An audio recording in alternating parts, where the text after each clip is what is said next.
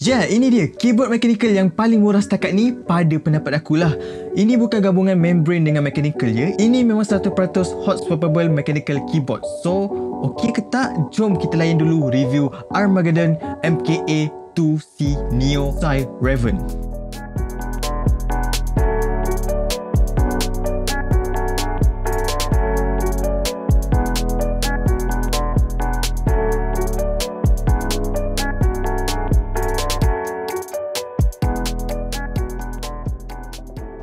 Untuk design, pada aku memang cantik. Keycaps dia pun menggunakan Kevlar Tech High Quality Keycap dan dia ada 5 zone multicolor LED backlight dan dia ada 12 efek color dan later aku akan tunjuk semua efek-efek tu. Dan pada pendapat aku, reka bentuk dia, RGB dia memang sangat puas hati. Okey, kalau aku nak komplain lah kan untuk dia punya design dia, aku nak komplain dekat dia punya RGB lights dia je lah kan, sebab dia gunakan rainbow punya style.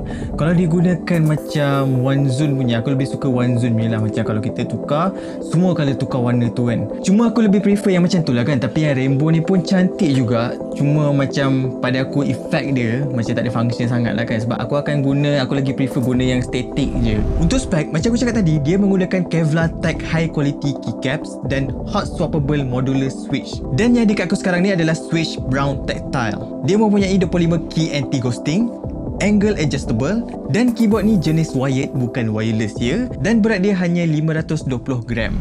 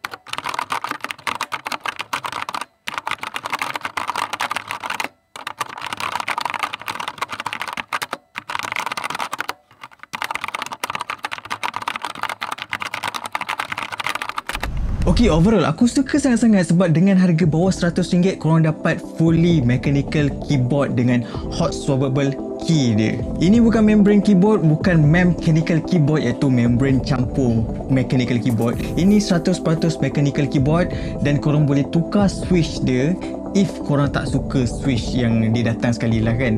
Sebab dia kat sini dia datangkan dengan 3 switch, iaitu memang dia datangkan dengan red switch, blue switch dengan brown switch.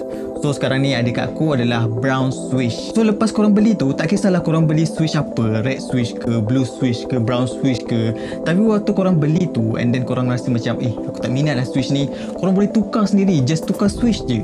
Korang boleh buka dan tukar dia punya switch. Dengan harga bawah RM100 korang dapat mechanical keyboard dengan hot swappable key and korang boleh tukar sendiri. Kalau key tu korang tak minat, korang boleh tukar ke switch yang lain lah kan.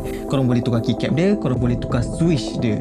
Kalau contoh lah kan, korang beli mula-mula korang rasa macam nak try lah blue switch macam ni, macam sedap je kan. Tapi bila korang pakai, korang tak suka, korang boleh tukar ke switch yang lain. Tukar red switch ke, brown switch ke, apa-apa switch lah kan. So dengan harga bawah RM100 saja, tapi dia wired lah bukan wireless. Kalau korang nak yang wireless, susah sikit lah nak dapat yang bawah 100 ni.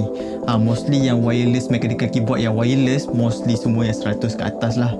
Yang fully, yang memang hot swappable key punya. So untuk dia punya keburukan ataupun dia punya cons dia, aku tak nampak sangat. Cuma aku tak suka bahagian RGB dia je lah kan, dengan preset effect dia. Pada aku memang aku takkan guna, aku memang akan guna yang static sahaja.